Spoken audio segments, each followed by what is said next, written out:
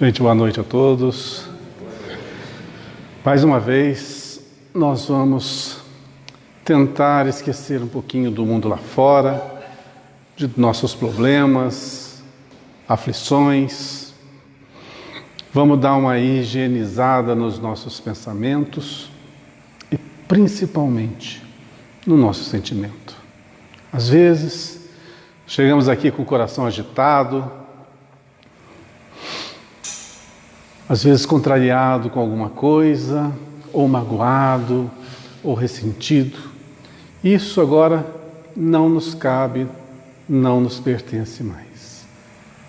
Que a gente possa simplesmente aproveitar esses instantes que estamos aqui reunidos num só ideal de estudar, de aprender, de trocar informações acerca do Evangelho. Que tudo isso se constitua o nosso patrimônio, que possamos sair daqui modificados de alguma forma, com a nossa visão bem mais aclarada e com a nossa consciência muito mais serena e tranquila. Que Deus nos abençoe nesse instante, no nosso estudo, e que nossos queridos trabalhadores espirituais que compartilham conosco desse momento possam também nos auxiliar, e aos irmãos convidados que foram trazidos até esse recinto, que possam ser muito bem acolhidos por todos nós e que possamos criar aqui uma atmosfera reinante de paz, de serenidade, de tranquilidade e de obstinação naquilo a que nos propomos. Que Deus nos abençoe, nos ilumine hoje, agora e sempre. Que assim seja. Muito bem, gente. Nós vamos hoje dar prosseguimento, então, ao 56º item do livro Caminho, Verdade e Vida, de Emmanuel, psicografia do Chico Xavier, e cuja o tema é lucros. Lembrando, na terça-feira passada nós falamos sobre a videira, né? Videira, sobre os ramos da videira, uma simbologia, sobre Deus e, logicamente, sobre nós, os seus trabalhadores, a sua criação, aquilo que nós temos como dever a cumprir nesse universo. Fazemos parte do todo, fazemos parte desse universo maravilhoso e somos privilegiados em tantos sentidos. Cada vez que a gente se esquece ou a gente vai contra as leis que nos regem, nós estamos nos candidatando a ser pessoas amarguradas, pessoas desalentadas, pessoas tristonhas e até depressivas, porque busca e não encontra na vida um único sentido. E nós estamos aqui no nosso despertar deste milênio, realmente abrindo os nossos olhos para as verdades que nos cercam. O Espiritismo veio trazer para todos nós tantas e tantas revelações, dar tanto sentido à vida, e cada vez que nós aprendemos um pouquinho do que nós somos, do nosso dever, do nosso papel nesse mundo, a gente vê assim, puxa, tudo isso para mim, tanta responsabilidade assim, tanta coisa a aprender, é muita dedicação que temos que ter, muita disciplina para aproveitarmos bem o tempo e irmos nos desenvolvendo. Mas olha que maravilha, estamos já vivendo uma fase, saindo de uma fase, entrando em outra, em que agora a nossa consciência está bem desperta. Temos sim os nossos impulsos que devem ser controlados, temos o nosso gêniozinho ruim que de vez em quando aponta, o nosso mau humorzinho, né? O nosso quê de ranzinza. Às vezes a gente tem um estupim meio curto, responde, é um pouquinho mal educado, mas estamos já modificando isso aí. E quando a gente dá um passo errado, isso é muito importante, a nossa consciência já acusa, você já pisa no freio e já repensa e fala, poxa, eu tenho que corrigir isso, eu tenho que melhorar, eu tenho que pedir desculpas, eu tenho que me retratar. E isso é importantíssimo, isso mostra que nós já estamos num nível um pouquinho acima. Mas cada vez que a gente para, empaca, que nem mula e não sai do lugar, não, minha posição é essa, é assim que eu vou agir, eu nasci desse jeito, você está mostrando ainda o tanto de orgulho, o tanto de vaidade que ainda tem, que precisa ser trabalhado. Então, nós temos um papel grandiosíssimo no universo e agora, cada vez que nós vamos estudando um pouquinho mais a doutrina, compreendendo um pouquinho melhor o Evangelho, a gente vai ver a responsabilidade que está nas nossas costas, ou o trabalho que nos aguarda.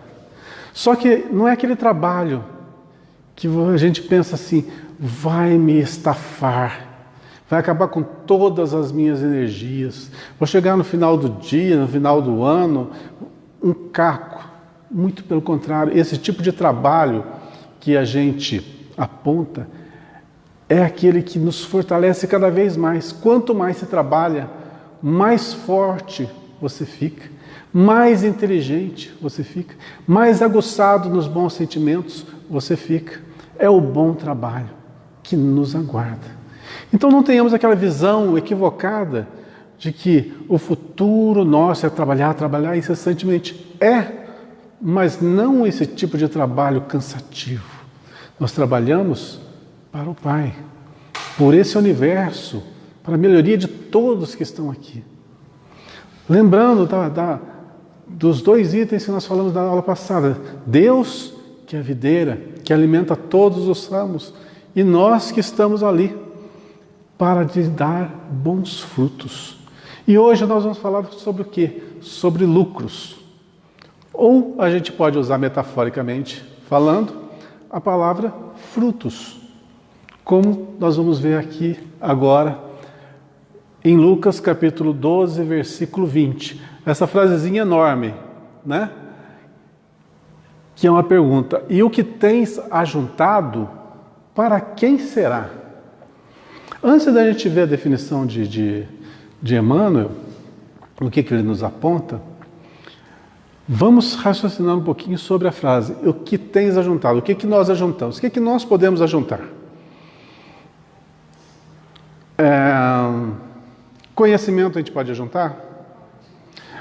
Bons sentimentos, virtudes, dinheiro, posse, fortuna, poder sobre os outros, tudo isso nós podemos amealhar, certo? É errado? Depende da finalidade de tudo. Vamos lá. Vamos ver a parte financeira, tá? Que é a parte que mais pega em todo mundo, né? Parte financeira, aqueles que trabalham e vão adquirindo patrimônios, isso é errado? Não é errado. Eu costumo dizer sempre que a parte financeira, ela é totalmente neutra. O que é certo, o que é errado é o que nós fazemos das possibilidades. Ter poder é errado? Não é. Se fosse assim, nós não teríamos prefeito, não teríamos governador, presidente, deputado. Para quê? Se é errado? Não. Está ali um cargo onde tem uma incumbência enorme para se fazer algo pela coletividade. O fim é esse. Há desvios? Sabemos que há. Então, Dependendo do lugar, da situação que nós tivermos, vamos ter muitas possibilidades. Podemos ser, por exemplo, professores. Professores têm um grande cabedal de conhecimento, correto? Como que utiliza esse conhecimento? Pode ser de uma maneira boa ou uma maneira ruim. E nós sabemos que, principalmente nos dias atuais, há sempre uma posição que não é a das mais cristãs, por aí afora, né? Então, todos nós podemos estar em um patamar, em algum lugar onde se espera de nós uma ação. Mas o que nós faremos? A partir do que eu tenho, o que eu vou fazer disso? É disso que trata o trecho extraído de Lucas, né? Que é a frase de Jesus: o que tens ajuntado, para quem será? Então vamos, agora, depois desse pequeno preâmbulo, vamos ver um pouquinho do que Emmanuel nos fala e nós voltamos para o assunto já já, tá? Vamos lá. Em todos os agrupamentos humanos, palpita a preocupação de ganhar. O espírito de lucro alcança os setores mais singelos. Antes de eu continuar, vamos lembrar daquela parábola lá de Jesus, a parábola dos talentos, né? Que eu acho que tem muito a ver também com o tema que nós estamos abordando aqui. O Senhor concedeu aos seus servos uma quantidade de talentos. Para uns deu tanto, para outros deu outra quantidade, e o que cada um fez deles na hora de prestar contas, que era o resultado final, que foi ali classificado pelo seu Senhor como bom servo ou mau servo. Lembra dessa parábola, né? Mais ou menos, isso se aplica à nossa vida.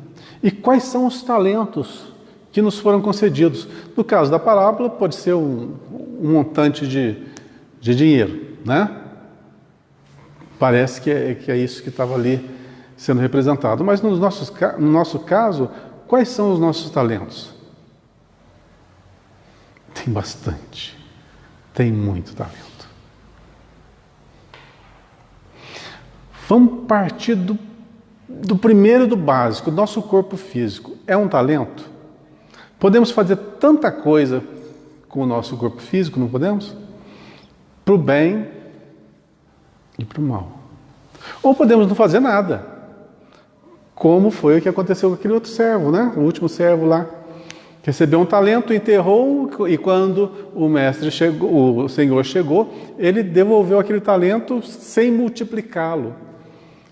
Basicamente, a gente pode encaixar isso na nossa vida da seguinte maneira: tivemos o talento de reencarnar, ter esse corpo perfeito, com todas as possibilidades. Só que eu me dediquei à contemplação. Eu me dediquei a respeitar de uma forma ociosa. Não fiz o mal, mas também não fiz o bem. Então, quando eu retornar para o plano espiritual, que todos nós retornaremos, o que nós vamos voltar? Quais são os talentos multiplicados que vamos levar conosco? Nenhum, porque nós enterramos. E simplesmente estamos devolvendo ao Pai aquilo que nós recebemos. Ou seja, perdemos tempo. Como que foi classificado esse tipo de servo? O mau servo. Fizemos mau uso das nossas possibilidades. Mas podemos fazer bom uso? Sim, podemos. E assim, eu não vou ser assim radical nessa afirmativa. Eu vou ser bem maleável. A gente não consegue ser um mau servo, por mais que nos esforcemos, o tempo inteiro. A gente vai estar sempre em contato. Primeiro contato, familiar. Se no contato familiar eu desenvolvo o afeto para com meus pais, para com os meus filhos, para com os meus parentes, e me torno importante, assumo um papel importante naquele núcleo familiar, já é um talento que eu desenvolvi. Se eu refino meus sentimentos interiores, afeição, apreço, respeito, carinho, trabalho, nada mais é que um talento também que está sendo apurado. Então, por mais que nós nos esforcemos em ser um mau servo, estando reencarnado, estamos em movimento. Então, eu costumo afirmar que a reencarnação, por mais que a gente possa errar, nos comprometer, ela sempre é um passo adiante. Eu nunca classifico uma reencarnação como um passo atrás.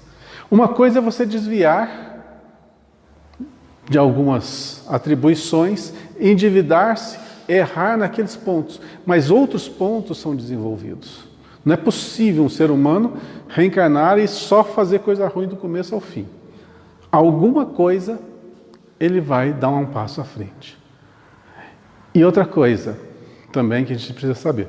Se um indivíduo vem, reencarna e faz só coisas, só atrocidades, ele já veio dessa forma. Ele já era isso. Ele não transformou-se nisso quando reencarnou. Então, manifestou o quê? O seu livre-arbítrio nesse estágio reencarnatório. Porém, a matéria sempre vai dar condições de que ele exercite as suas potências e se desenvolva em algum aspecto. No mínimo, aspecto cultural, né, do conhecimento vai desenvolver. Né? Mesmo aqueles, gente, que reencarnam com problemas de demência, problemas graves em seu cérebro, ainda assim eles dão um passo à frente na sua marcha evolutiva. Sempre tem como avançar. Só que nós estamos recebendo muitos e muitos talentos, muitas e muitas possibilidades. E a partir dessas possibilidades, logicamente, vão vir as cobranças. Quantos talentos recebemos e quantos que nós vamos multiplicar. Meninos mal saídos da primeira infância mostram-se interessados em amontoar egoisticamente alguma coisa. Pois é. Uma das coisas que eu mais me policio é isso, ou acumular, tá? E eu confesso que hoje, um pouquinho mais maduro, eu tenho uma visão diferente daquela que eu tinha quando estava lá com meus 20 e poucos anos. A gente vai aprendendo, modificando a nossa forma de ver, de entender a vida. Então, esse amontoar, para mim, hoje já não faz mais sentido. Você trabalhar, angariar, conquistar e reter. Isso para mim não faz sentido algum mais. Então, não sei, se eu tivesse, por exemplo, hoje, a experiência de ter uma quantidade de dinheiro, de posses mais vultosa, como que eu reagiria na prática. Mas na teoria, eu não agiria como 20 anos atrás, de forma alguma. Eu ia hoje movimentar essas possibilidades para que elas se ampliassem para toda a coletividade. De que forma? Não sei, porque não faz parte ainda do meu planejamento, mas se chegasse a esse ponto, logicamente eu iria pensar nesse sentido. Não justifica eu tentar criar planos para uma coisa que está longe da minha realidade. Mas, se tal acontecesse, eu acho que faria sentido você movimentar as possibilidades para um todo.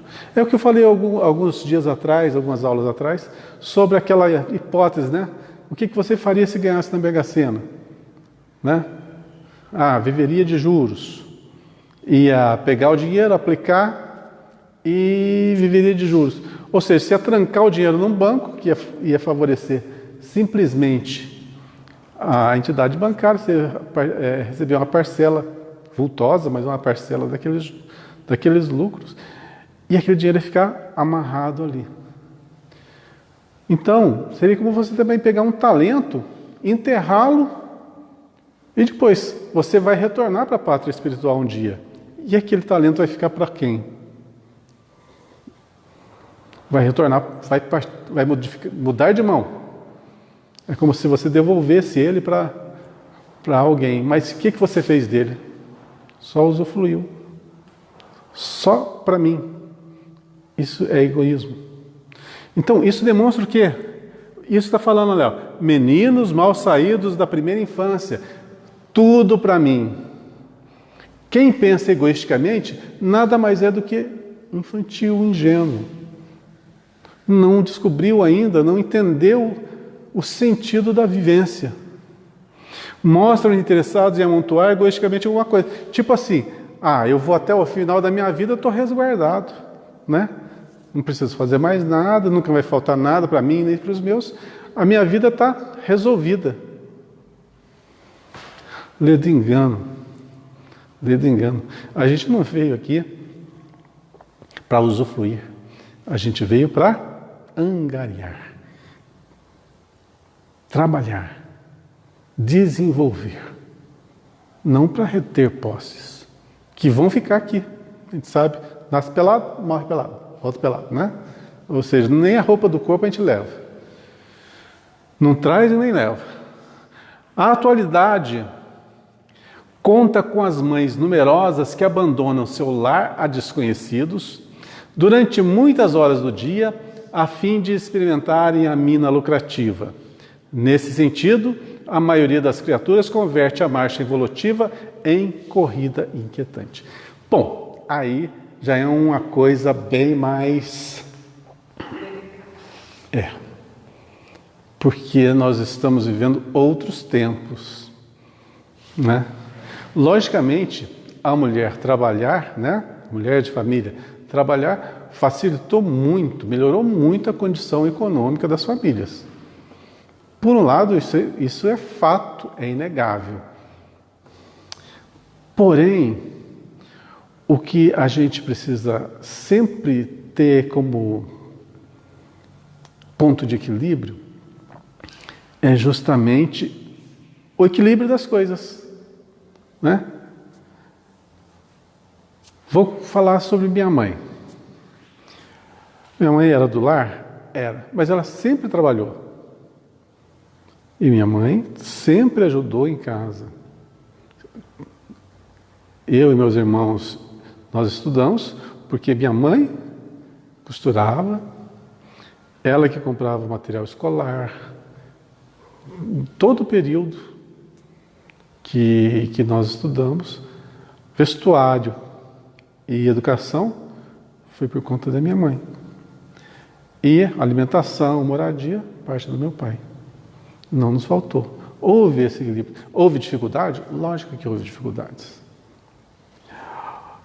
Mas estávamos ali vivendo em família, com todas as suas dificuldades, com todos os seus problemas que todos têm, mas, vamos dizer, o processo familiar funcionou.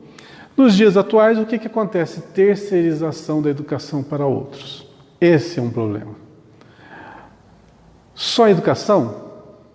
A educação é um ponto, mas mais complexo que isso, e mais importante que isso, além da educação, é o amor. O amor é a base de tudo. Se os pais, que são o alicerce da família, eles se tornarem relapsos no quesito amor, os filhos vão sofrer muito.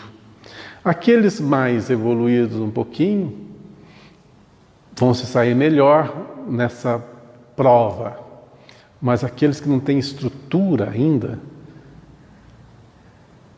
pode acontecer coisas assim, tipo revolta, ir para o lado que não deveria ir, procurar em coisas indevidas, preencher aquela lacuna que o amor dos pais deveria preencher. Então, é um ponto que realmente precisa ser bem pensado. Logicamente, trabalho, dedicação, faz parte, né, do processo familiar ali. Mas a gente há de convir que o equilíbrio tem que estar presente em todos os locais. Não adianta dar uma estrutura financeira muito cômoda e amor ou atenção diminuta. Se deixa outros educarem os filhos, depois como que vai cobrar dos filhos, né? A educação. Não tem como. Eu trocaria a frase ali por conta com pais numerosos que não dão o salário de suficiência. Em vez de mães numerosas.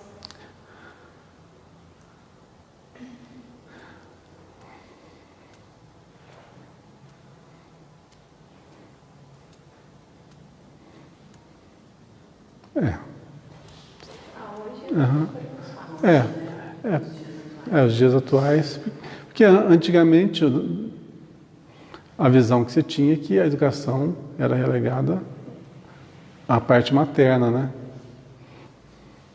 A atualidade conta com mães numerosas que abandonam o celular a desconhecidos durante muitas horas do dia. Ou seja, aí está abordando a questão das mães trabalharem e deixarem a educação dos filhos. Porque natural, pelo menos do que a gente conviveu, que os pais seriam, o pai, né, seria o mantenedor da estrutura financeira da família. Bom, no caso, ali encaixa-se realmente para os pais, né? Embora o sentido que tenha sido abordado ali seja no quesito das mães. Nesse sentido, a maioria das criaturas converte a marcha evolutiva em corrida inquietante. Tá, aqui eu fui.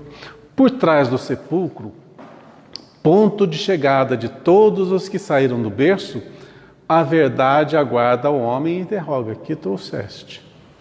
Ou seja, vem sem nada, volta sem nada. O que você trouxe? As suas realizações. E tudo que eu tinha no mundo ficou no mundo. Tá, o que você vai levar? O que você fez do que você tinha? Você utilizou só para si? Tem uma frase bem dura que é aplicada para esses casos. A gente é mais ou menos aquele cidadão que adora barganha, né? Eu faço aqui para ganhar lá. Então, as pessoas fazem o bem aqui para ganhar o céu do lado de lá, né? Teoricamente é isso aí. Então, disse que, isso tudo de forma metafórica, tá, gente? O salário do bom aqui, do lado de lá, será o quê? O paraíso, será as regiões mais evoluídas, né? O mundo, uma dimensão maior. O chamado céu, né? Agora, o salário daqueles que foram egoístas, possessivos, que fizeram mau uso das suas posses, do lado de lá, sabe qual que é? Nada. Porque o salário deles, eles já receberam tudo aqui. Tudo que ele queria, ele teve e usufruiu. Esse foi o seu salário. Quando volta para o lado de lá, não tem mais o que receber, porque tudo que queria, ele teve. Então vejam que não há punição nesses casos. Aonde que você empregou as suas possibilidades? Na matéria. Porque eu só enxergava a matéria, não via o mundo espiritual, não via outra pessoa, não via a sociedade como parte de mim, né? Então tudo que eu almejava, eu já tive ali, eu tive possibilidades, tive poder, tive muito dinheiro e usufruí tudo isso em meu benefício. Então tudo que eu quis, eu tive, eu já recebi o salário. Quando retorna para o plano espiritual, o que você vai almejar? O que você queria? Eu queria aquilo, já teve. Você volta para o lado de lá sem nada. sem a menor posse. Maldade, injustiça, não deveria ser assim? Como não? Você recebeu o que você quis. Ninguém te tirou. Agora, aquele que aplica, aquele que faz bom uso, vai ter sempre consigo o resultado dos seus atos. Então, quando retorna para a pátria espiritual, traz o quê? A consciência tranquila do dever cumprido. Os sentimentos refinados, as amizades que granjeou, as possibilidades que concedeu ao próximo, as ajudas que empregou, tanta coisa que retorna consigo para o lado de lá. Mas quando a gente faz uso exclusivo, tudo que a gente almejava já recebeu. Sim. Tudo isso, então, é a frase lá do início, né? E o que tens ajuntado, para quem será? Para mim. O que eu fiz de bom, o que eu fiz de ruim. O que eu acumulei de bom, tudo isso que você falou, amizades, coisas boas, mas essa parte do egoísmo, do apego, eu também levei. Uhum. Chega lá sem nada, né? Entre aspas. Entre aspas. Uhum.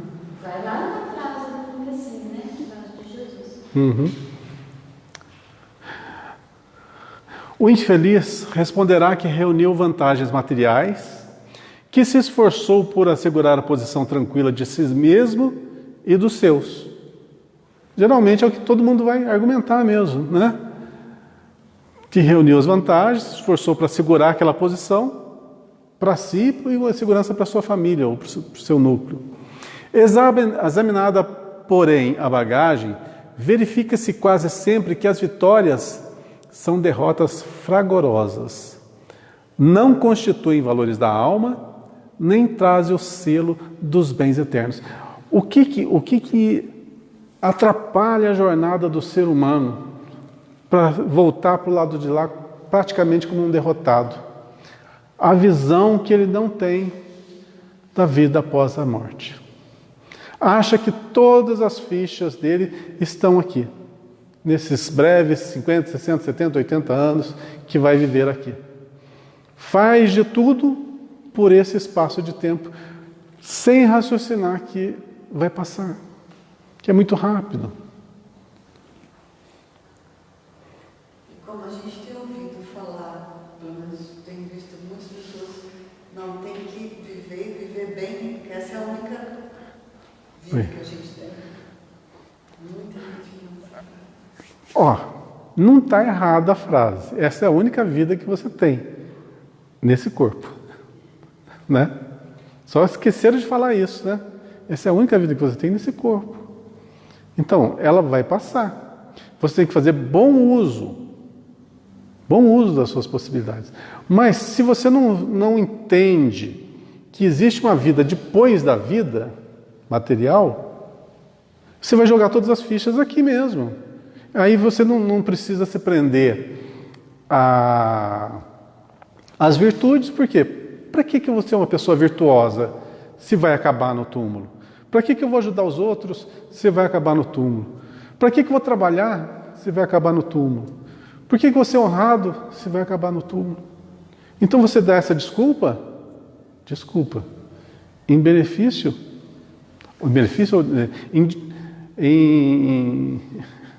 Desculpa o trocadilho, você dá essa desculpa em desculpa dos seus próprios atos, né? E pode falar. Mas só colocar, vamos dizer, o que para mim, pelo menos, me cala é a dificuldade, mesmo vamos dizer para nós, né? Com a visão, né, da vida após a vida, Uhum. me domar as más tendências, porque a gente ainda, pelo menos consciencialmente, a gente vê o quanto ainda é falho. No comecinho, quando você falou para a gente ter os impulsos, Uhum. e no impulso você comete um erro. Sim. E, assim, pelo menos eu ainda tenho uma visão muito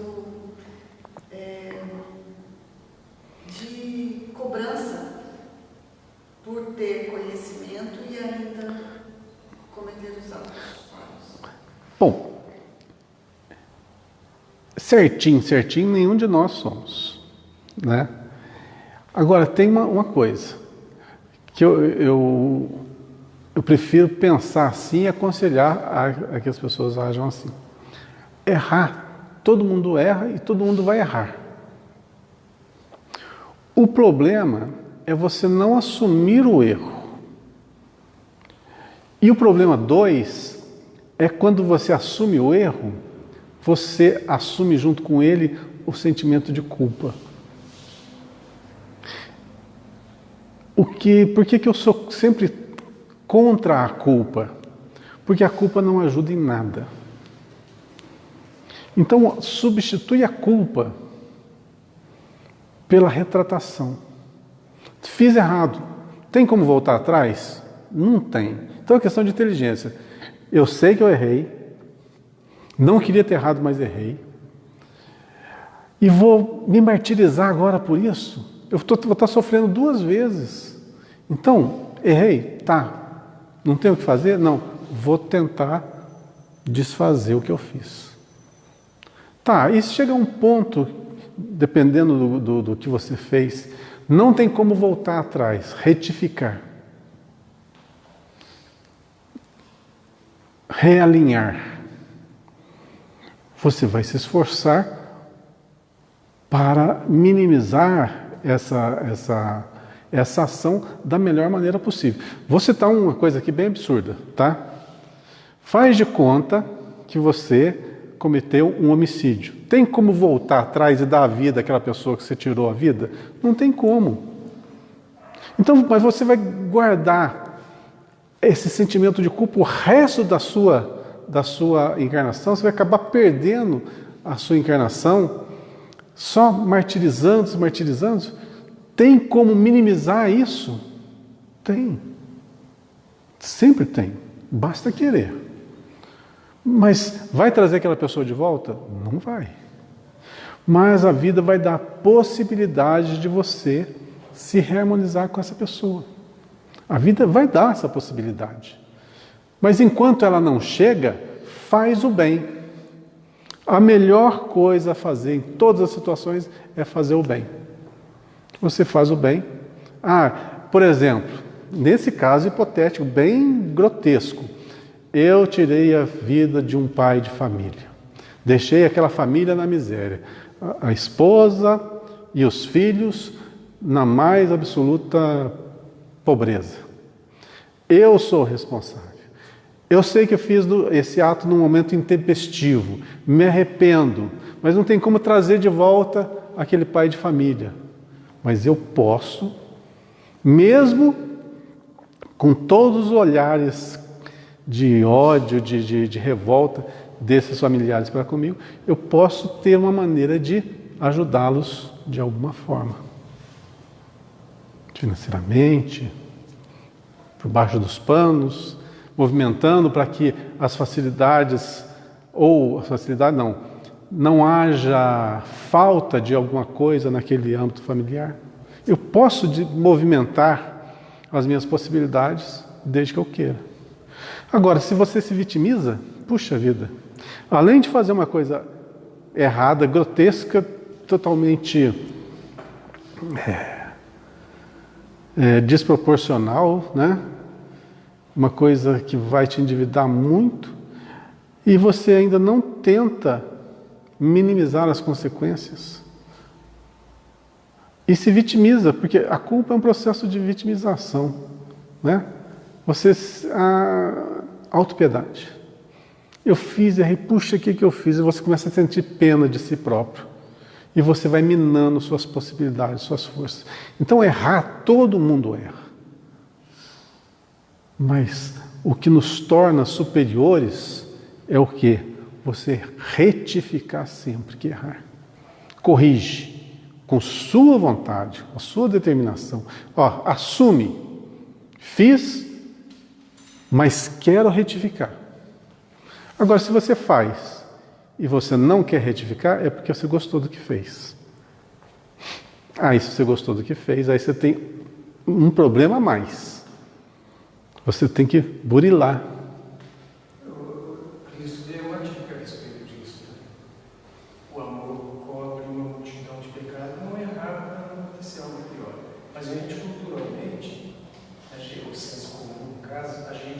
acha tudo, o título acadêmico, as posses materiais, é o que é uma vitória na vida, né?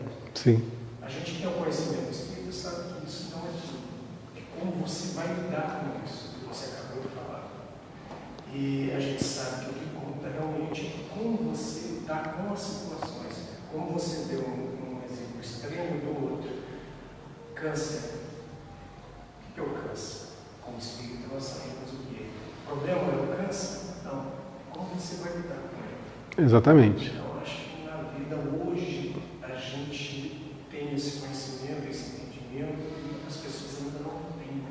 Pois é. A maioria delas, a maioria das pessoas, das famílias, dos grupos, dos políticos. Um dos trabalhos do Espiritismo é justamente a divulgação dessas verdades, para que as consciências das pessoas se despertem, né? Principalmente para a questão causa-efeito, responsabilidade de tudo. A responsabilidade não está simplesmente no fato do que você age, do que você faz. Vai mais além disso tudo. A responsabilidade começa na hora que você pensa.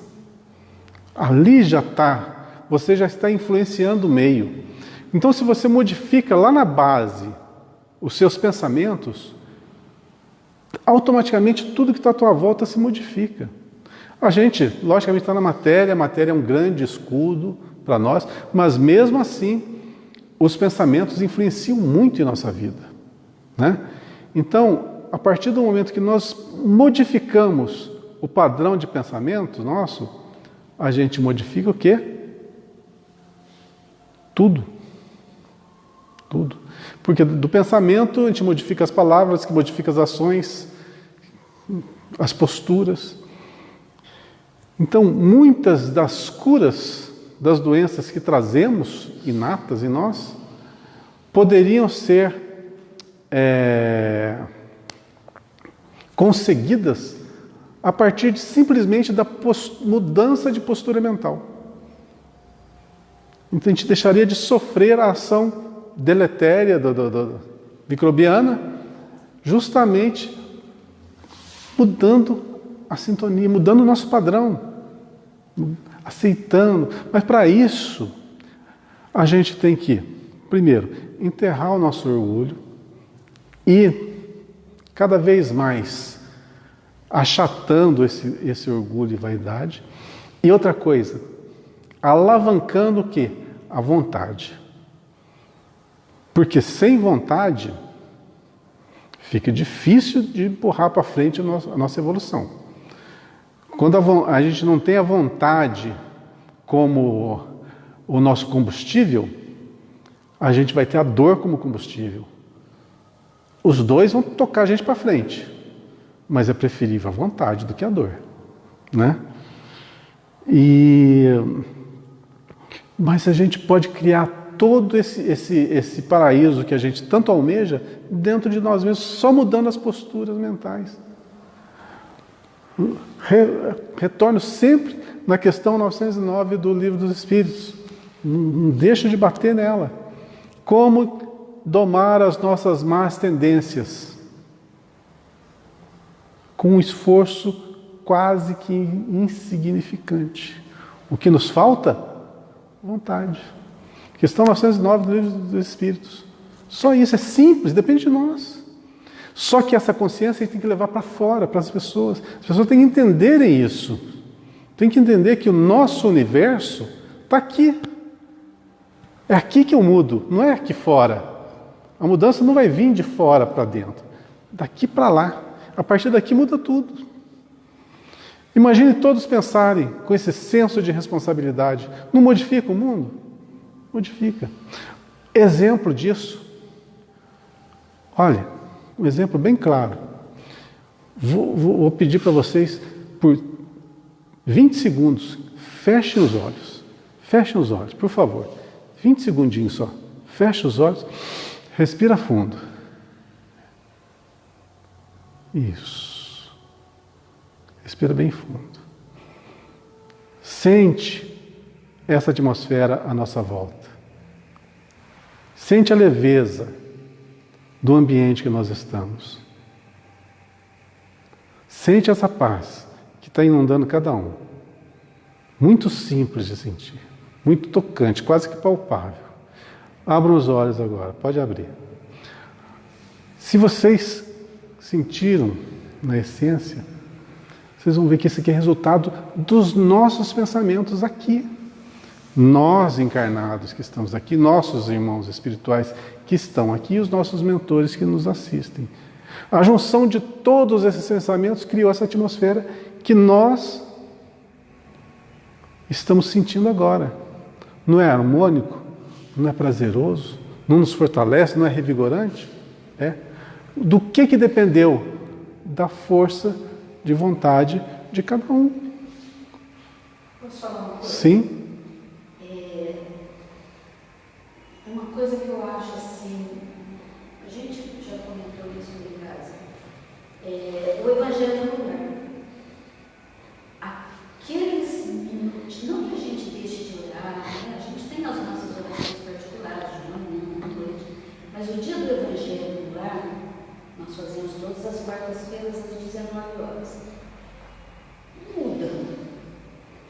É impressionante, aqueles minutinhos que a gente fica ali, a gente faz a nossa prece, a gente segue esse vídeo aqui, depois nós fazemos os nossos comentários, direcionamos as nossas preces para todas as pessoas que nos envolvem e os que não nos envolvem.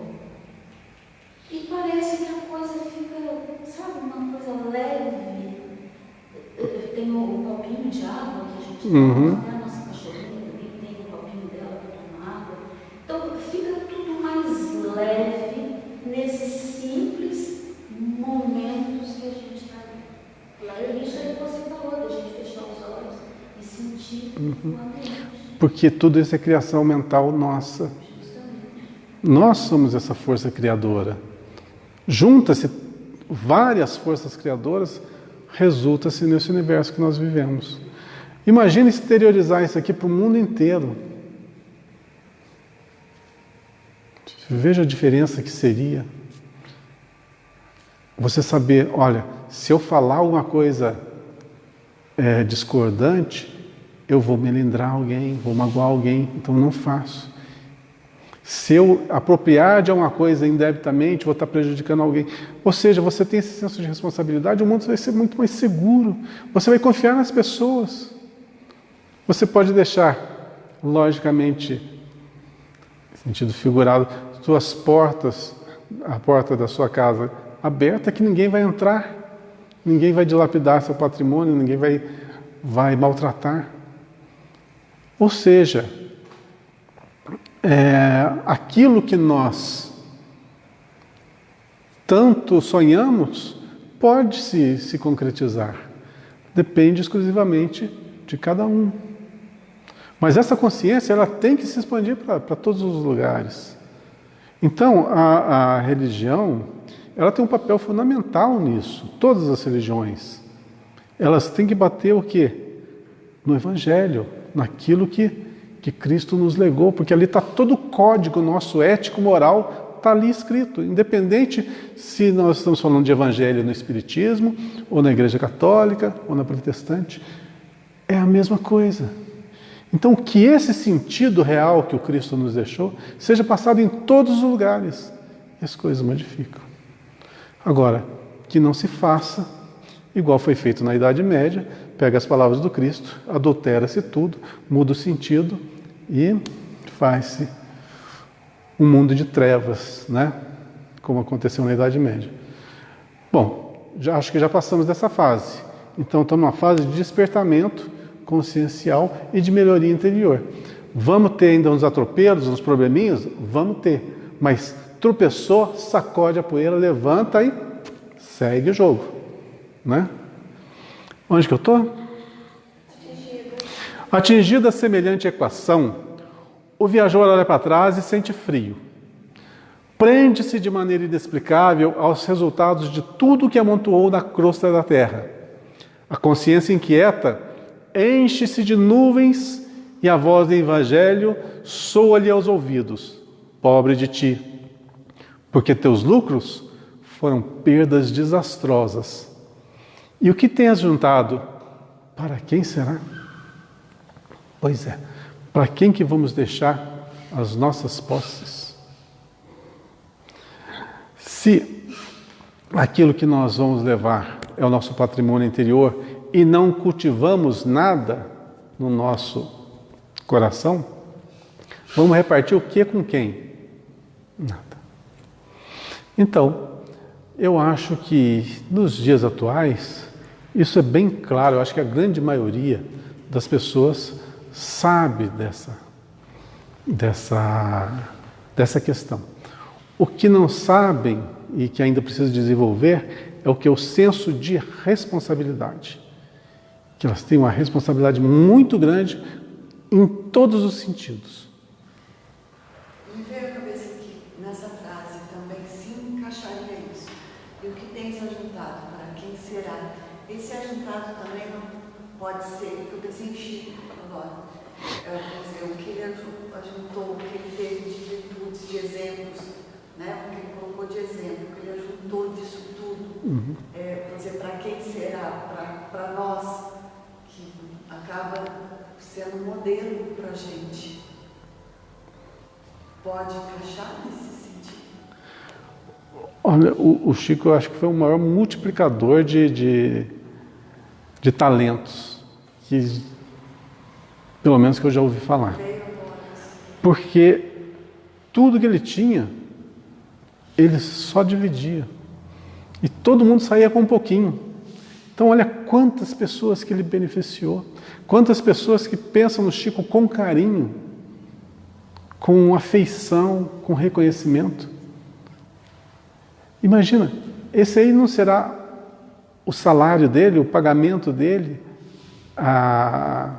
o mérito que ele alcançou pelo seu devotamento? Lógico que foi. A felicidade que esse homem deve nutrir-se, deve ser uma coisa grandiosa, fabulosíssima, mas méritos pelas suas ações. Então, olha quantas afeições ele amealhou.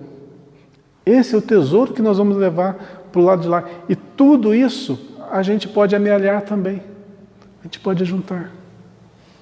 A gente ainda é pequenininho, está aprendendo. Mas olha só, na nossa pequena sociedade aqui, a gente não criou afeições entre nós?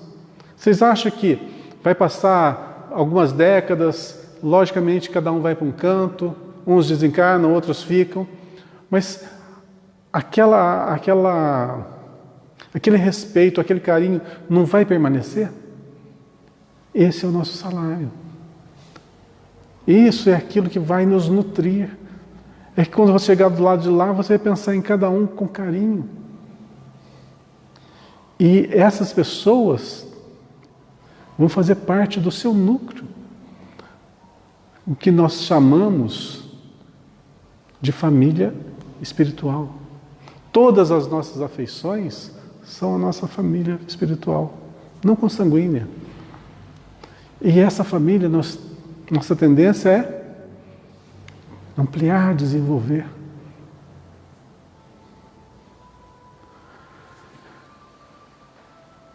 Vamos em frente? Hoje consegui falar 55 minutos de um tema. Tô piorando, hein? Se vocês não me brecarem, é já que eu falo 1h30 de um tema só e não esgota ele ainda. Nós começamos com 3, hein? Agora estamos baixando para 2 e 1 vai ser mais ou menos. Lucros, vamos para dinheiro.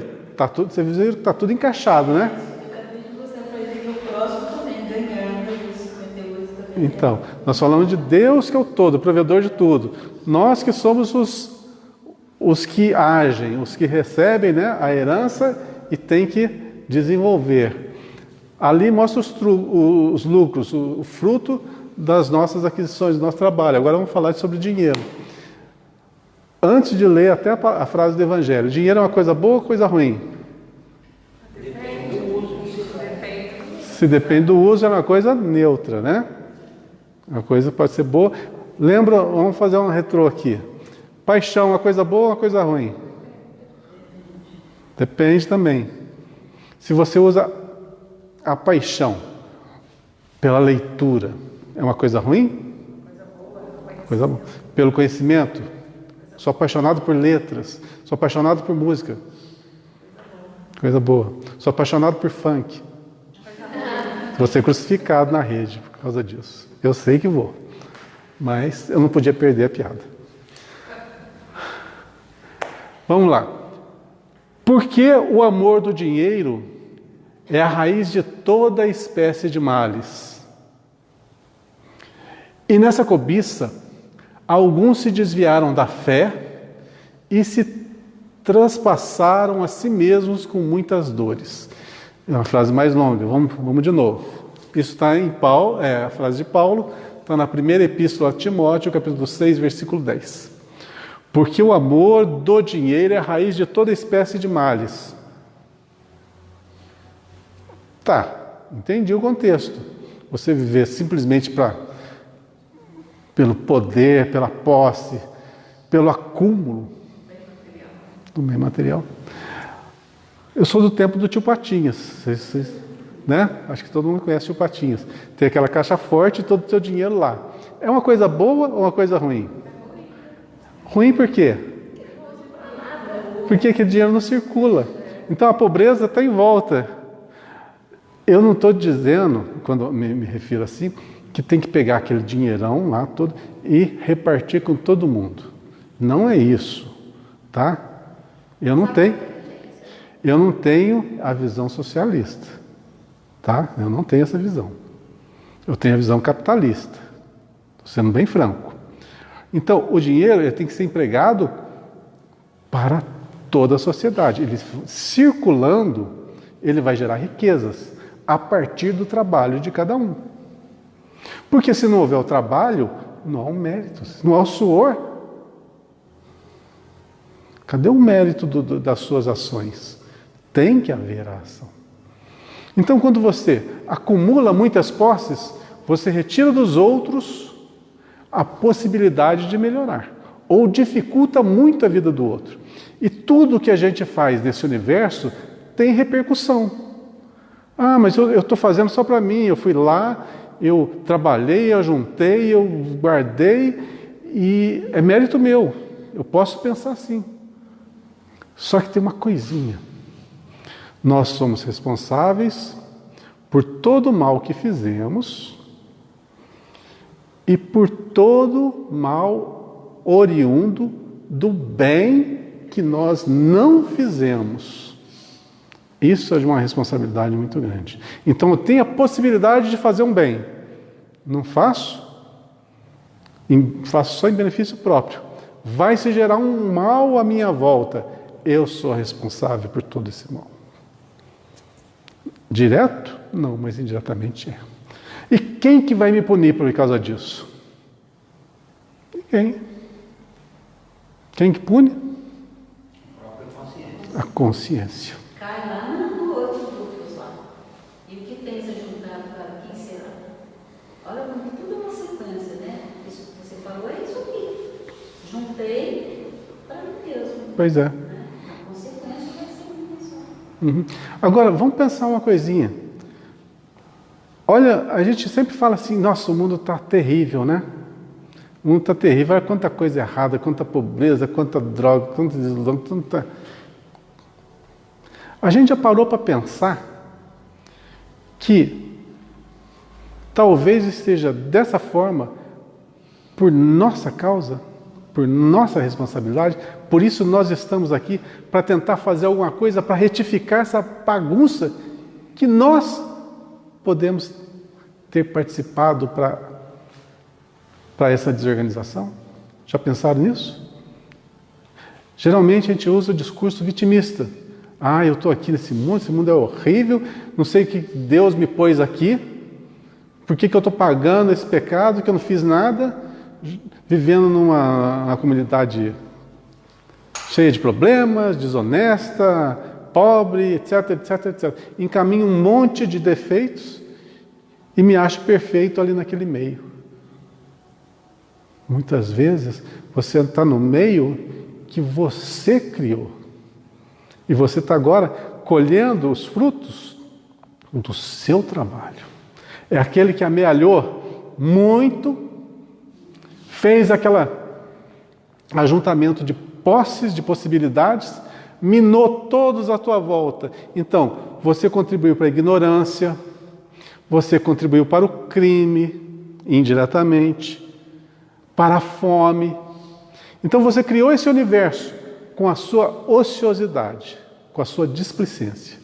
Depois você vem novamente numa outra encarnação e nasce naquele meio que você ajudou a criar. Só que agora você tem posse, você tem visão. Puxa, por que está assim? Por que eu tenho que fazer alguma coisa para modificar? Nessa ação, você retifica o teu passado delinquente. Então nada acontece sem ser justo. Se estamos aqui, nesse mundo, nessa balbúrdia, nesse turbilhão, geralmente vivendo nessa fase tão convulsa, é porque nós ajudamos a agitar lá no passado. Como? Cada um com sua contribuiçãozinha. Isso só o nosso dossiê vai ter ali a resposta para nos indicar aonde que falhamos. Mas não precisamos preocupar não, que está tudo registradinho. Então, se tudo no universo é perfeito, e a primeira coisa que nós aprendemos no curso é que Deus é perfeito, soberanamente justo e bom, que nada acontece que não seja para o nosso bem. Então está tudo certo. Eu só tenho que fazer a minha parte. Só isso. O resto, Deus já me concedeu para que eu possa ser esse instrumento da minha retificação, da retificação dos meus atos deletérios do passado e da minha construção futura. 3 em 1, a nossa vida. Perfeito. Então está tudo certo. Basta arregaçar as mangas, trabalhar, seguir, pegar o leme e ir no caminho do Evangelho, que é o nosso caminho seguro. Então, o dinheiro é a raiz de toda espécie de males. E nessa cobiça, dessa vontade de angariar, né, alguns se desviaram da fé, alguns se desviaram da fé. O que é fé mesmo? A fé é a certeza de que algo vai acontecer. Uhum. Então, a gente desviou do sentido... Do que a gente acredita, pode ser. Sentido real da vida. Né? Qual que é o sentido da nossa vida? Nós já acabamos de falar isso. Desenvolvimento das virtudes, né? Então a gente se desvia desse caminho e vai por outro caminho. Caminho da quê? Das posses, do poder, da fachada, aquele homem de fachada. Eu sou o maior, mas na realidade eu não sou. E se trespassar a si mesmo com muitas dores. Ou seja, endividamos muito e toda ação gera uma reação. Consequentemente, dependendo da ação, vai se ter muita dor. Não aprende no amor. Aprendi na dor. Pois é. Mas o interessante é saber que todas as dores, elas foram originadas em nós mesmos. Não houve assim, um planejamento reencarnatório. Não, você vai nascer com esse mal, para você sofrer isso aqui. Isso seria para mim uma coisa inquisitorial, uma coisa compulsória, ou seja, alguém está regendo o seu destino. E isso te tira os méritos. Logicamente, a gente sabe que na nossa infância espiritual a gente não tem condições ainda de traçar nossos passos seguramente. Então temos aqueles que nos guardam, nos ajudam nesse sentido. Ao que eu estou me referindo é o seguinte, que todo já está intrínseco em nós. Por exemplo, eu tenho que vulgarizar, então quando eu vulgarizo, a gente não leve ao pé da letra, tá? É só para a gente traçar uma ideia. Faz de conta que um indivíduo tem um determinado problema. Vou citar esse problema seguinte, uma mágoa enorme com relação a outra pessoa, tá? Uma coisa desse tipo. No plano espiritual, aquele espírito está lá, ele nutre uma mágoa muito grande e ele não consegue livrar-se dessa mágoa. E esse indivíduo tem que reencarnar, tá? Ele reencarna. E a gente sabe muito bem, já falou sobre isso, que um dos maiores causadores de câncer são mágoas, né? São esses sentimentos de mágoa, essa dor, que pode originar lá na frente, no corpo físico, um câncer. Tá, esse indivíduo que tem essa grande carga de negativa em si, ele reencarna. Vocês acham que dessa encarnação dele, ele vai desenvolver um câncer? Sim ou não? Ou seja, vamos supor que ele tenha alguém que traça o planejamento reencarnatório dele, né? Então é um núcleo de espíritos mais evoluídos que traçam o planejamento reencarnatório. Nesse planejamento reencarnatório, vai desenvolver um câncer ou não? Ele tem isso. Mas ele pode reverter isso. Vocês viram que há várias hipóteses? Não há uma coisa que se crava. É isso que eu queria salientar nesse exemplo. Não tem como cravar. Por quê? Vamos só supor, tá? Isso aqui é só um bando de conjecturas. Que o mentor desse espírito traça no planejamento reencarnatório dele, ó, aos 35 anos vai aparecer o câncer, ele vai se desenvolver. Tá?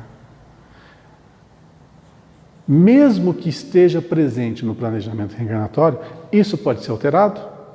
Pode. Ele tem a causa é esse sentimento. Pode ser que seja delineado uma reencarnação aonde o câncer não vai aparecer? Pode também.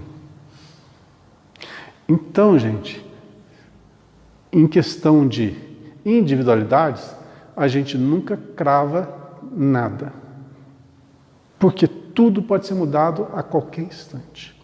Até abreviar a nossa existência ou ampliar a nossa existência. Isso pode ser modificado. Tá? Do Chico, não foi? Vocês sabem que a tarefa do Chico era escrever 30 livros? Não dá para fazer com os dedos. 30. Quando chegou no 30, no 30º, o que aconteceu? Mais 30. E depois chegou no 60º, o que aconteceu? Mais 30. Aí quando o Chico pensou, agora chegou nos 90, vou aposentar. Aí o Emmanuel fala para ele assim, ó, é o seguinte, nós estamos nos apropriando do seu corpo. Agora você é patrimônio nosso. Você pode escolher. Você continua trabalhando, se desencarna. Legal, né? Emmanuel é muito amigo. Lógico que o Chico falou isso num tom, né, de brincadeira, mas... Ou seja, eu queria delinear isso aí por quê? Porque tudo é modificável. Então, tudo que nós fizermos vai ter uma repercussão. Mas isso pode ser modificado a qualquer instante. Já foi falado várias vezes uma crônica aqui, se não me engano, do Humberto de Campos, de uma pessoa que trabalhava numa fábrica e ele perdeu a ponta do dedo numa máquina. Pois é, no planejamento reencarnatório dele, o que estava lá? Ele tinha que perder os braços. Ele perdeu a ponta. Por que ele perdeu só a ponta do dedo? Porque praticou bem. Isso, o amor, como você falou, né? O amor cobriu uma multidão de pecados. E é fato. Então a gente modifica a nossa vida a partir do quê? De querer. Só isso. Então aquelas dores, às vezes, que tá lá no nosso planejamento para reajuste, né? Para as expiações, pode ser tudo apagado com amor. Você pode construir a qualquer instante, a qualquer momento, você pode modificar tudo. E, gente, uma coisa que eu tenho que despertar, a gente tem que despertar é o seguinte, a tal da responsabilidade. A gente, todos nós somos uma enorme potência. A gente pode muito. Lembra que o Cristo falou, tudo que eu fiz, vós também podereis fazer, e muito mais. Olha só, ali está uma afirmativa do potencial que nós somos.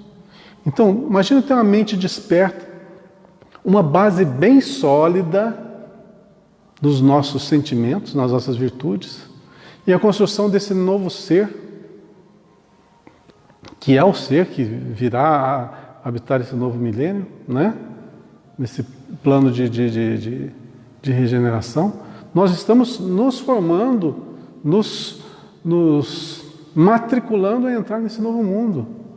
Então, esse despertamento, esse entendimento da vida é essencial. Isso que nós estamos vendo aqui,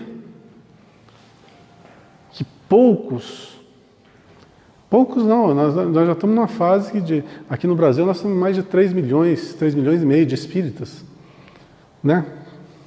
Desses 3 milhões e meio, aí você pode pegar aí uns 10% que são realmente aqueles que levam a doutrina bem a sério mesmo, né? Como deve ser. Não sei, estou chutando um percentual. Mas os outros estão a caminho, né? Tem gente de tudo quanto é nível. O que eu estou me reportando é o seguinte, a ideia está se ampliando.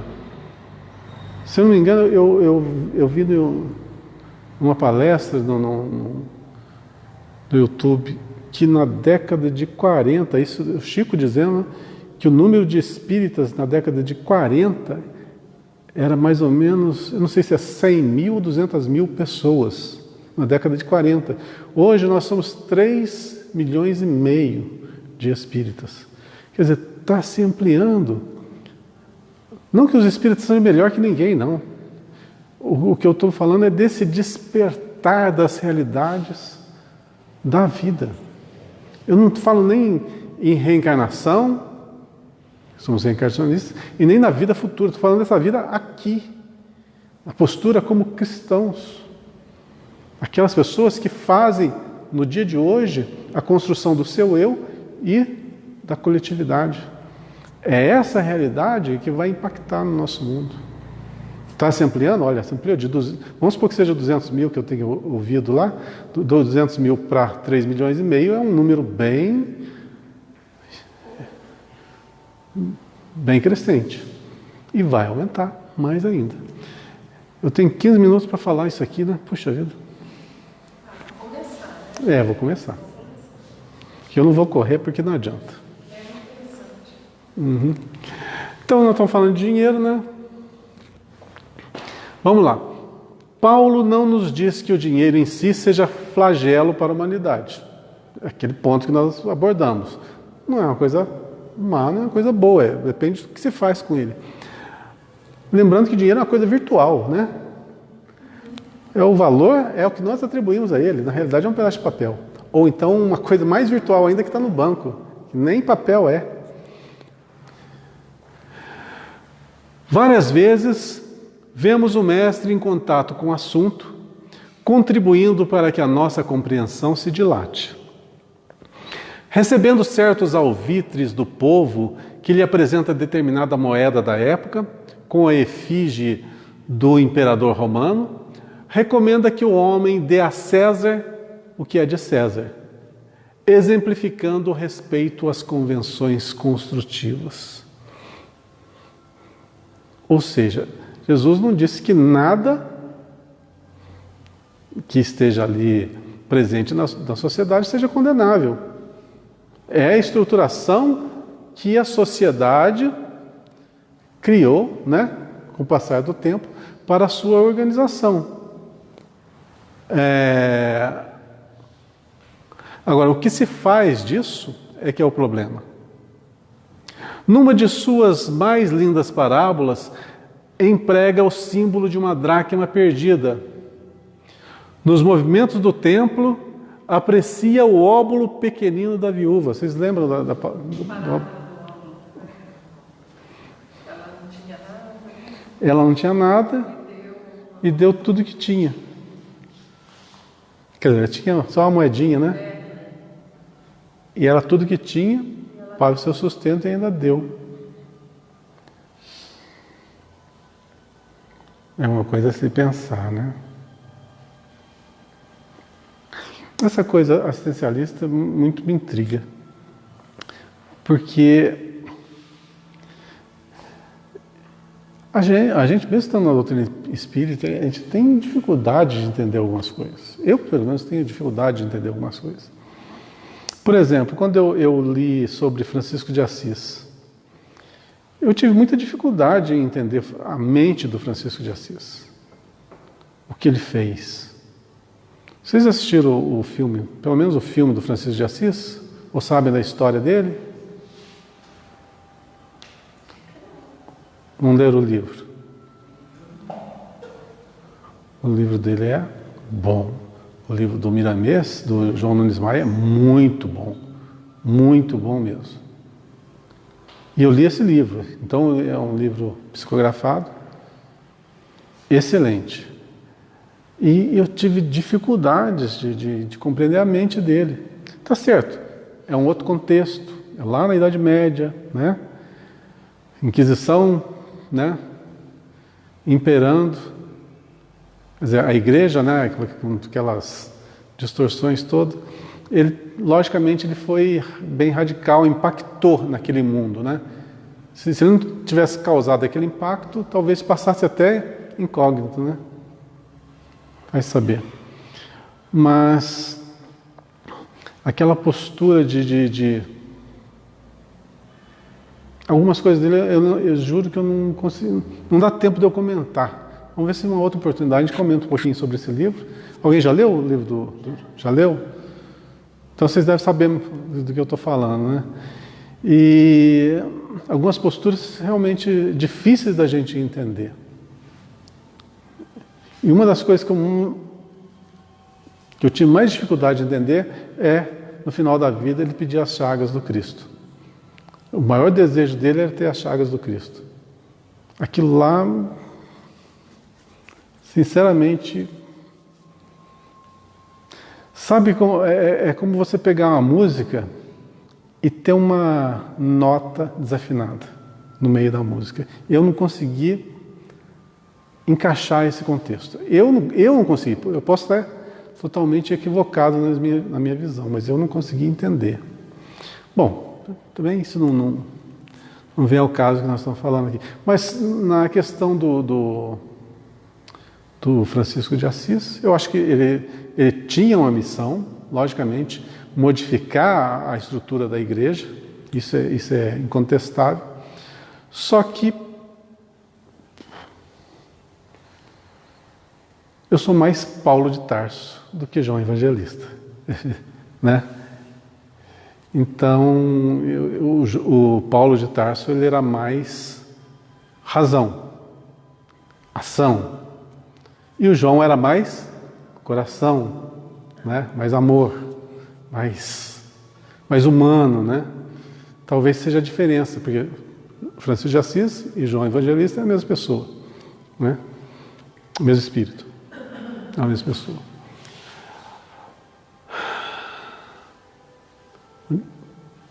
Ela está falando do óbolo da viúva, né? Então, a questão do nada ter e dar tudo, é por isso que eu comecei a falar de João, né? De Francisco de Assis.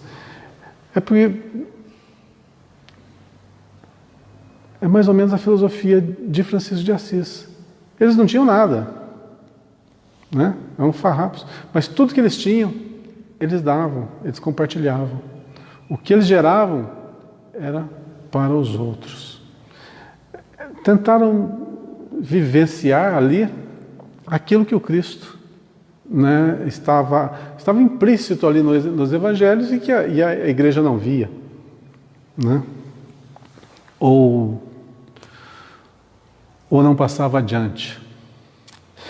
Bom, deixa eu seguir então. O dinheiro não significa um mal. Todavia, o apóstolo dos gentios, quem é o apóstolo dos gentios mesmo? Paulo. Nos esclarece que o amor do dinheiro é a raiz de toda espécie de males. O amor do dinheiro. Amor o dinheiro, quer dizer, o amor é o sentimento de posse, de ter poder, né? De ter tudo ali retido em si, né?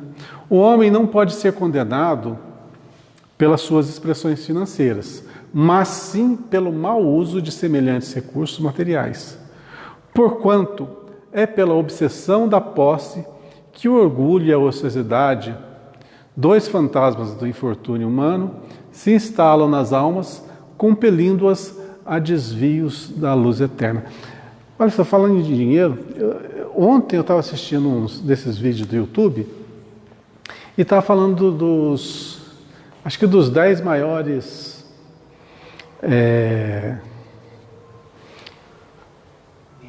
milionários que tem no mundo e as suas excentricidades. E estava lá o cara é da Malásia, ele é um milionário da Malásia. Ele já tem mais de 90 anos de idade. Aí, para aproveitar o dinheiro, a fortuna dele, acho que era 4,5 bilhões de dólares. Ele mandou construir um iate, o iate, né, de ouro.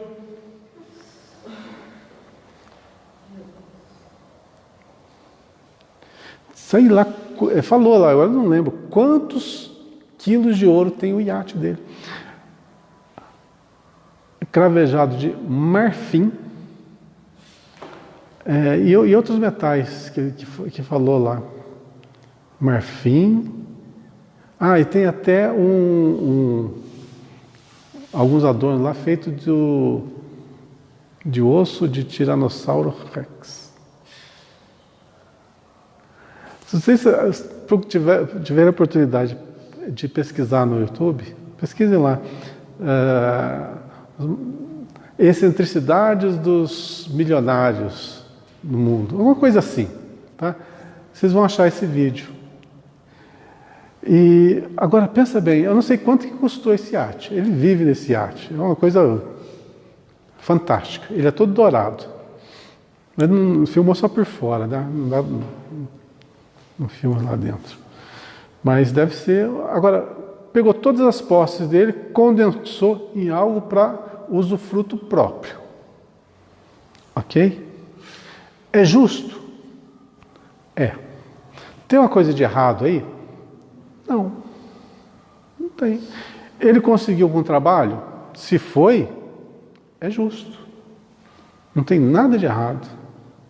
É permitido? É, lógico que é permitido. Tanto é que ele... Mas onde que está o erro?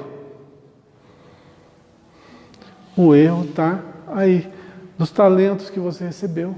O que você fez com eles? Você fez mau uso. Tem deixa eu lembrar de onde que eu tirei essa informação. Eu li recentemente essa história. Eu acho que foi no último livro que eu li. A última palestra que eu fiz. Estão lembrados? O tema? Instruções psicofônicas. Obrigado. E tem um relato lá de uma pessoa que desencarnou. Era um banqueiro e ele só vivia por dinheiro, dinheiro, dinheiro. Tudo era dinheiro, tudo dinheiro. Quando no plano espiritual, desencarnado, o que aconteceu? Tudo que ele via virava ouro. Então ele tinha sede, ia lá na fonte, a água que estava jorrando se transformava em ouro. As pessoas transformavam em ouro, tudo transformava em ouro. O homem estava enlouquecendo do lado de lá. Mas como que uma coisa dessa se dá? Lembra que no plano espiritual as coisas são diferentes daqui. A nossa mente é criadora. Então, se você vai com a mente desajustada para o lado de lá, o que acontece? Por que um umbral vocês acham que é aquela atmosfera tão tétrica? Porque vai para lá as pessoas que têm aquela sintonia vibratória. Então é tudo criação mental. Geograficamente, se eu posso assim afirmar, que lá não existe. É tudo criação. Criação daquelas pessoas que em conjunto criaram aquela atmosfera, igual a nossa atmosfera aqui. Que foram criadas por nós encarnados que estão aqui e os nossos irmãos desencarnados que estão aqui. Essa atmosfera foi criada por nós. Tem que fazer uma piadinha no final da aula, né? Faz de conta que tem uma parede de som ligada, vamos pôr um funk ali, nós vamos começar a dançar uns funk bem... O que vai acontecer com a nossa psicosfera aqui? Vai modificar. Vai modificar porque nosso padrão mental vai coadunar com a música tocando e vai tudo desequilibrar-se. Né? Então, o que nós fazemos em todos os âmbitos materiais ou espirituais vai ter repercussão. Quando a gente volta para o lado de lá, com a nossa mente totalmente ligada a determinada coisa, vai ser o nosso martírio, igual desse homem citado no livro, que ele era totalmente materialista e apegado ao ouro, ao dinheiro. Do lado de lá, tudo virava ouro na sua mente. Aquela criação era dele. A mente de desequilíbrio era dele. Então nós plasmamos do lado de lá o nosso céu, o nosso inferno. Então, se a gente for bem sucedido aqui, religiosamente falando, do lado de lá, nós habitaremos realmente o céu. Entre aspas. Mas se nós formos mal sucedidos aqui, nos desviarmos, adoecermos o nosso pensamento, a nossa mente, o que nós criaremos para nós do lado de lá? Só desequilíbrios. Então, as coisas, as possibilidades, o dinheiro, a riqueza, isso é do mundo, mas o destino que se dá a essas coisas, aí a responsabilidade é de cada um. E se eu desvio o negócio para armas, então? Já pensaram nisso? Enquanto nós estamos falando assim em sentimento de posse, de riqueza, coisas, egoísmo, né? Só para mim, eu estou endividando comigo. O maior peso é comigo. Mas quando eu começo a influenciar todo o externo, modifico tudo, olha, o karma é terrível. E para você reajustar isso aí, gente, não vai ser fácil. Jeito tem para tudo, mas que vai ser fácil não vai ser, não. Onde que eu parei, gente? O homem não pode ser condenado.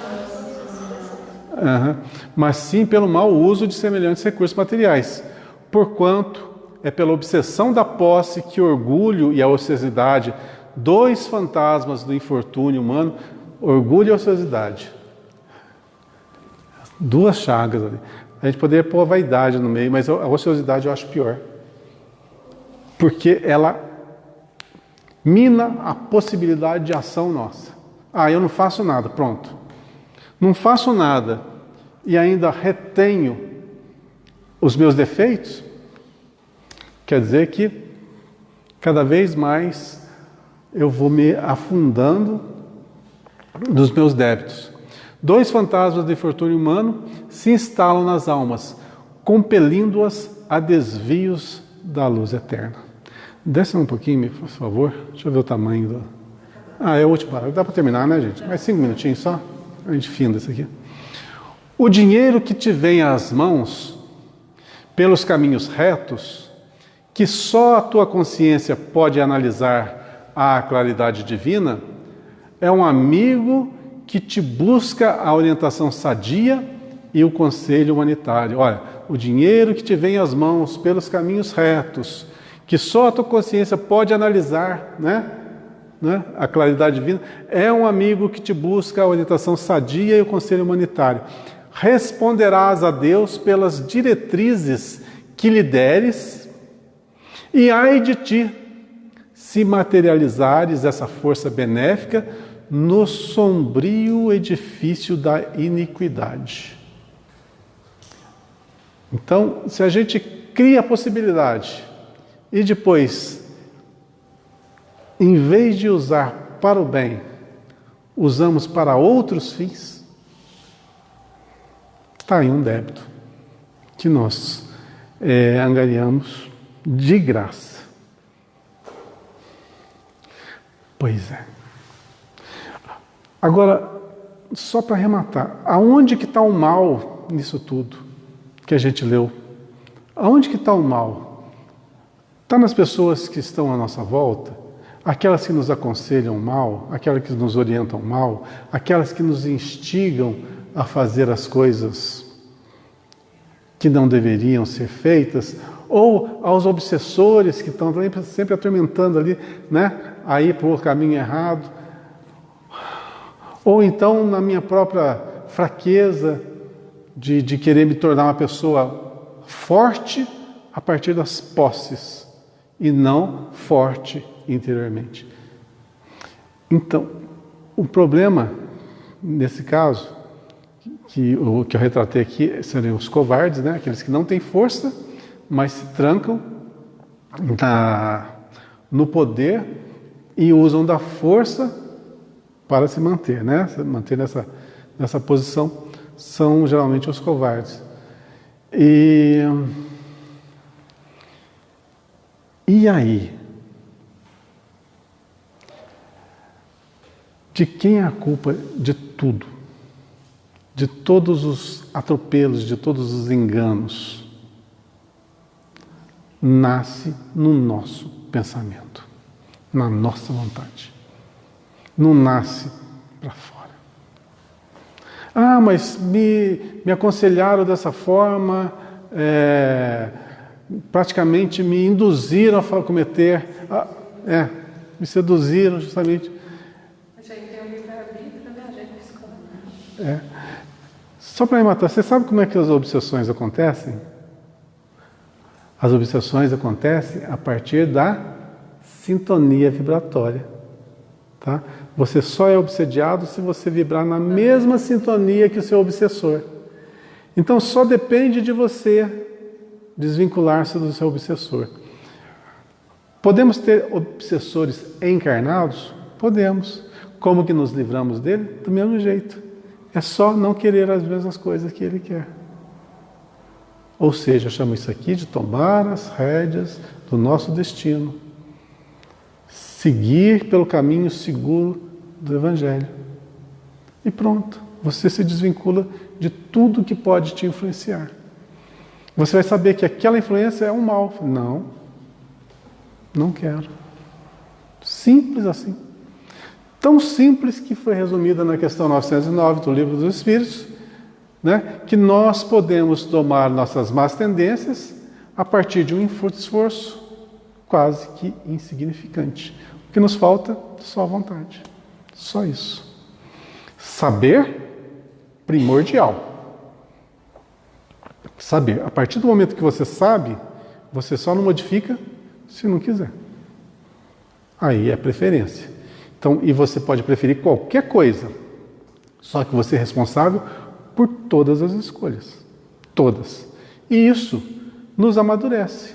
É como aquele jovem que chegou lá aos 18 anos de idade e a partir dos 18 anos de idade, o que acontece? Ele é responsável por tudo que ele faz. Então, nós estamos entrando numa zona do desenvolvimento nosso espiritual, que vamos chamar assim mais ou menos de nossos 18 anos espirituais, que agora vai nos pesar mais todas as escolhas que fizermos, porque a gente já entende. Tá? Então, se tem má tendência, corrige. Ah, é difícil. Não, não é. Não é, como já está comprovado. Né?